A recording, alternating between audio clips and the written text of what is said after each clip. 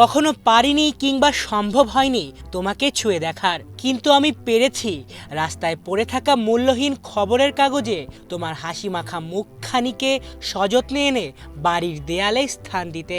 হ্যাঁ, লিওনেল মেসির প্রতি তার লক্ষ কোটি ভক্তকুলের আবেগটা তো এমনই।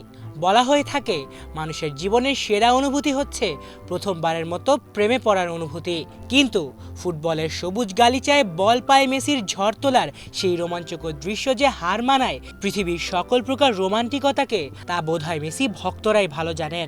এ কারণেই তো মেসি অনন্য, অমর, সেরা, সর্বকালের সেরা।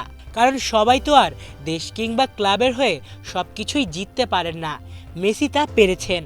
আর্জেন্টিনাকে চ্যাম্পিয়ন হওয়ার স্বপ্ন দেখা সেই ছোট্ট ছেলেটির শিশু থেকে যৌবনের অপেক্ষারও প্রতিদানটা ঠিকই দিয়েছেন।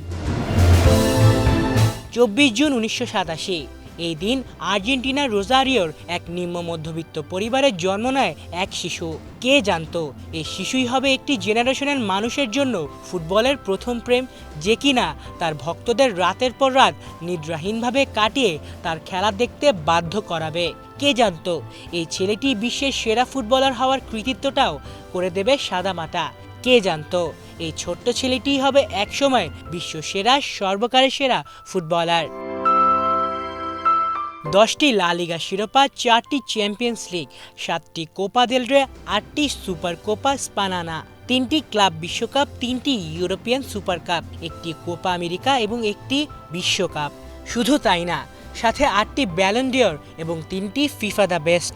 এত এত অর্জন মেসি ছাড়া কোন ফুটবলারের আছে, দেখাতে পারবেন কি? তাই তো এই ফুটবল বরপুত্রের জন্মদিনে আবেগে, ভালোবাসায়, শ্রদ্ধায় আপ্লুত হয়ে পড়েন তার লক্ষ কোটি সমর্থক। শুভ জন্মদিন লিও, বাকি জীবনটাও বাঁচুন রাজার মতো। আলিফ চৌধুরী, বাংলা ভিশন।